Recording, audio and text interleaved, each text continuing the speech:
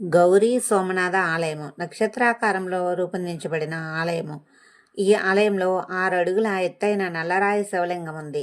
చాలా పురాతనమైంది. అదే నల్లరాయితో తయారు చేయబడిన నంది విగ్రహం బయట ఉంది ఆలయం వెలుపల. ఈ ఆలయాన్ని మధ్యయుగం కాలంలో ఔరంగజేబు నాశనం చేశాడు.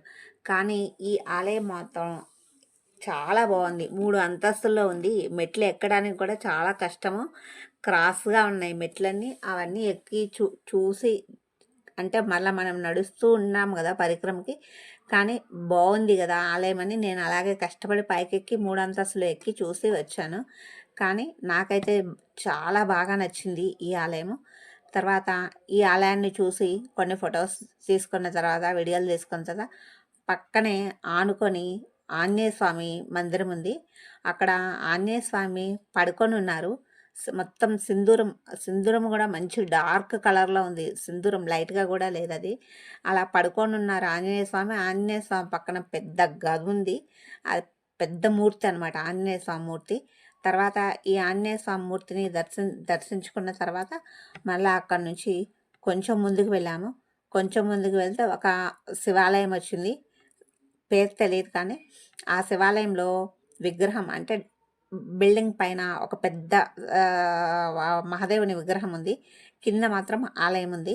తర్వాత దాన్ని దాటి కొంచెం ముందుకెళ్తే ఆదిశంకరాచార్యుల విగ్రహం వచ్చింది. చాలా పెద్దది స్టాచ్యూ పెట్టారు. అది కింద నుంచి ఓంకారేశ్వర్ నుండి కూడా కనిపిస్తూ ఉంటుంది ఈ స్టాచ్యూ.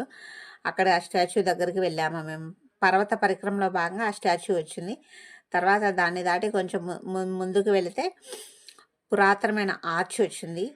ఈ ఆర్చ్ దాటి కొంచెం ముందుకు వెళ్తే సిద్ధనాథ ఆలయం వచ్చింది. ఈ ఆలయము 18 స్తంభాలు, 14 అడుగులు ఎత్తు కలిగే ప్రత్యేకమైన హాల్ ఉంటుంది. దీనిలో ఏనుగుల విగ్రహాలు చాలా అందంగా ఉంటాయి. ఈ శిల్పాలు కానీ ఈ ఆలయం చాలా వరకు శిథిలమైపోయింది. సిద్ధనాథ ఆలయము. ఇది కూడా మధ్యయుగం కాలం నాటిదే. ఈ ఆలయం చూసిన తర్వాత ఇక మెల్లిగా నడుచుకుంటూ వెళ్ళాము. దాదాపు పరిక్రమ అయిపోయింది మాది. మేము 6:15కి స్టార్ట్ చేస్తే 11:30 కల్లా అయిపోయింది. దాదాపు 5 గంటలు 11:15 కల్లా అయిపోయింది. దాదాపు 5 గంటల పట్టింది నాకు పరిక్రమ. తర్వాత పరిక్రమ అయిపోయిన తర్వాత ఓంకారేశ్వర్ వెళ్ళి ఓంకారేశ్వర్లో స్వామివారిని దర్శించుకొని మరలా మమలేశ్వర్ వచ్చి మమలేశ్వర్లో స్వామివారిని దర్శనం చేసుకొని మరలా అక్కడి నుంచి బయలుదేరి రూములకు వచ్చాము. సాయంత్రం నాకు ఖాండ్వాలో ట్రైన్ ఉంది రాత్రికి మాకు. ఖాండ్వాలో ట్రైన్ ఎక్కేసి మరుసటి రోజు సాయంత్రం హైదరాబాద్లో దిగేసాము. ఇంతటితో ఈ 11 రోజులు యాత్ర 12 రోజుల యాత్ర మొత్తం సంపూర్ణం.